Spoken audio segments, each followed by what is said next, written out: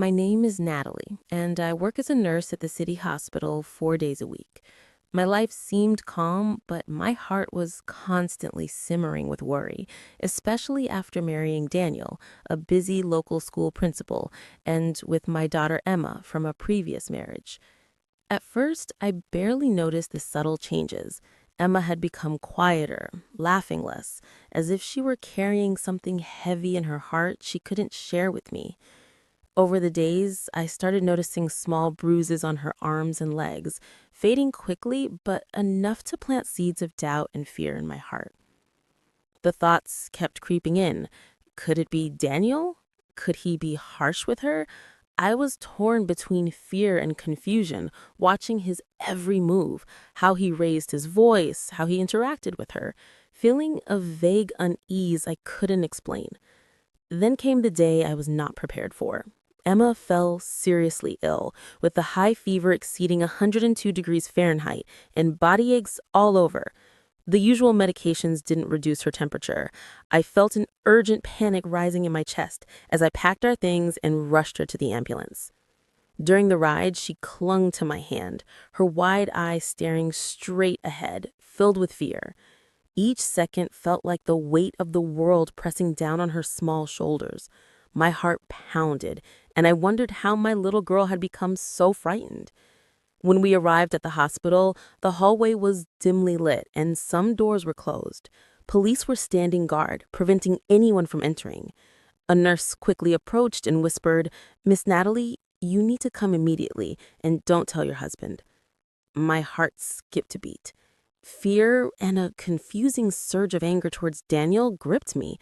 I couldn't understand why I felt it, but a small voice in my mind suspected he might be responsible. The doctor pulled me aside, his voice trembling. "We've discovered something concerning about your daughter. You need to see it now." I felt my knees weaken, the world spinning around me. I wasn't ready to face the truth, but deep down I knew this moment would come. Emma lay on the hospital bed, clutching her blanket, her eyes wide with fear, trembling from the fever and anxiety. I rushed to her, gathering her into my arms, feeling a chill run through me as I whispered, "Oh God, I didn't notice all this pain." "Mom," Emma whispered, tears streaming down her cheeks. That moment was the real turning point in our lives. It wasn't just the fever or bruises, it was something deeper, something that made my heart ache with worry and led me to doubt everything around me, even Daniel. The doctor spoke again, softly but with urgency. "You need to understand. Daniel knew about this for a month. He was trying to protect Emma before things got worse." I froze, stunned. Emma began to sob softly. "I told Dad, I didn't want you to worry, Mom." All the anger and suspicion I had harbored towards Daniel instantly flipped into shock and guilt. He hadn't hurt her. He had been protecting her all along. The doctor gave a sad smile. He was trying to respect Emma's wishes to wait until she was ready to speak, but with the increasing injuries, he had no choice but to document them as medical evidence. Tears streamed down my face.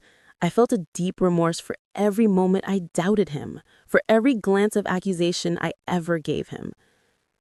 The school investigation moved quickly. The students who had bullied Emma confessed, and their parents were called in. Though their apologies were hollow, justice had begun to take its course. At home, we all sat together. Daniel knelt beside Emma and said, "I was thinking the whole time about how to protect you while respecting your wish not to worry, Mom." Tears filled my eyes as I felt the weight of my regret, realizing at last the true meaning of family, not just blood, but love, protection, loyalty, and respecting the privacy of those you love. Emma gradually regained her confidence and her laughter returned slowly. 3 months later, she was ready to go back to school, carrying herself with newfound courage. Daniel and I accompanied her every step, providing a sense of safety she had never known before. One evening, we sat down for dinner together. Daniel had prepared pasta, and Emma ate with an appetite she hadn't had in weeks due to stress and fear. Suddenly, she said, "Dad, thank you." Daniel smiled, surprised. For what? For protecting me, for believing in me.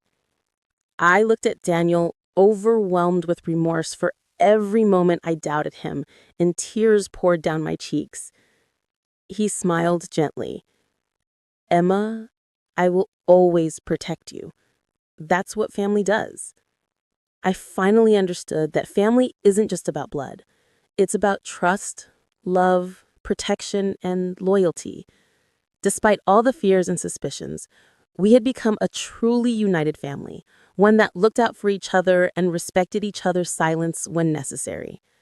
I had learned to trust my husband and appreciate his unwavering care for my daughter, realizing how wrong I had been to accuse him.